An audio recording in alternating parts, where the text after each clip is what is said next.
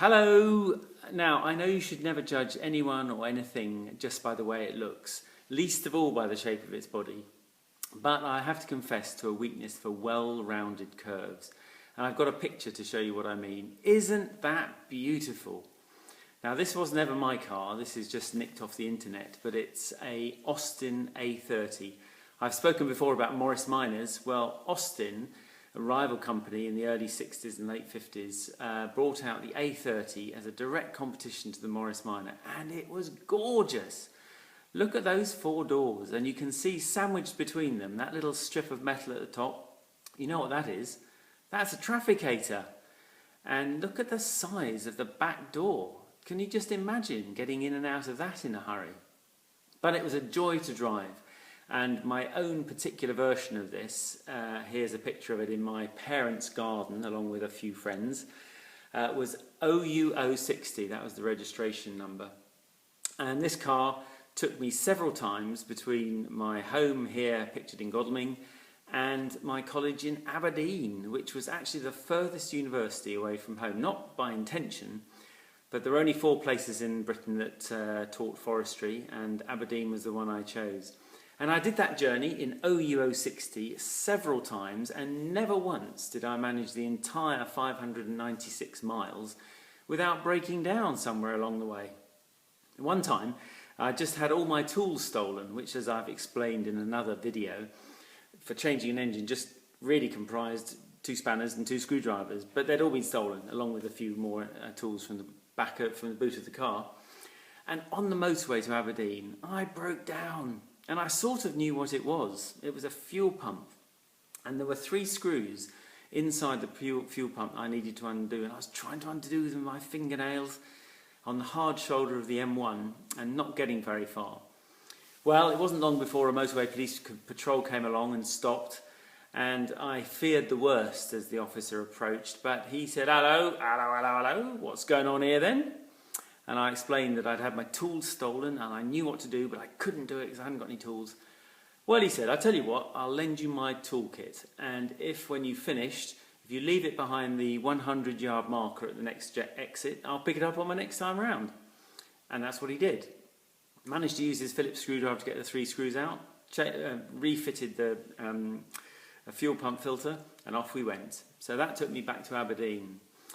Whilst I was in Aberdeen, during my 3 years there, that car was used to kidnap the provost of Aberdeen.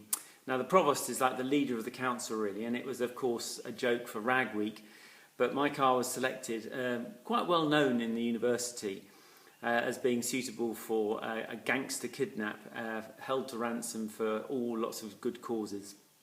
Another day, I woke up in the middle of the night to somebody knocking on my door in my hall of residence, and it was the night porter, saying, I think you better come quickly. Well, he said it with an Aberdeen accent, which I'm not going to try. So off I went with him, only to find OUO 60 marvellously and gloriously parked right in the centre of the dining room. And some friends had just managed to squeeze it in through a door, and there it was, merrily dripping oil on the parquet flooring. Well, I had to get out pretty quickly to be able to stay at university. But the final journey of that car was to bring me home at the end of my graduation. And I'd offered a lift home to a chap, I believe his name was Dave Mason, if he's watching. And we set off from Aberdeen, having had 3 years there, 3 good years, chock-a-block to the gunnels with stuff, and set off on the 590-odd miles back to Godalming. And Dave lived in Guildford, which was a coincidence, so that was very handy, just alongside. Off we went, and as we left Aberdeen and pulled out, I noticed, you know, with a car like that, you sort of get to know every little sound and squeak. And as we pulled out, I noticed a little tapping. And I thought, oh, it'll go away. But in my heart of hearts, I knew it wasn't. It wouldn't. And as we progressed south, it wasn't long before that tapping became a banging, and a banging became by Stonehaven, which is only about 12, 15 miles out of Aberdeen, I think. It sounded like someone was sitting on the roof of the car, banging it with a mallet. Well, we had to turn round. There was no way we were going to make it all the way round to the south of England. And it was what's called the big end had gone in the engine. Now, this is not something you can repair on the side of the road with a policeman's toolkit. So we limped back to Aberdeen, parked in the university car park, borrowed 1,000 carrier bags, and struggled to the railway station and bought a train ticket back home to London and onwards to Guildford and Godalming, leaving the car stranded in Aberdeen University car park.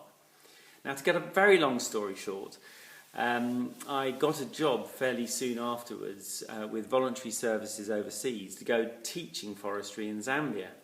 And off I went. And I just didn't have any idea what to do about my car parked in the university car park. Well, it wasn't long before my father, who was dealing with my mail, received a letter from the university authorities saying that a car registered in my name had been spotted, left in the car park, and it would be dealt with forthwith, and the bill for its disposal sent to me for settlement.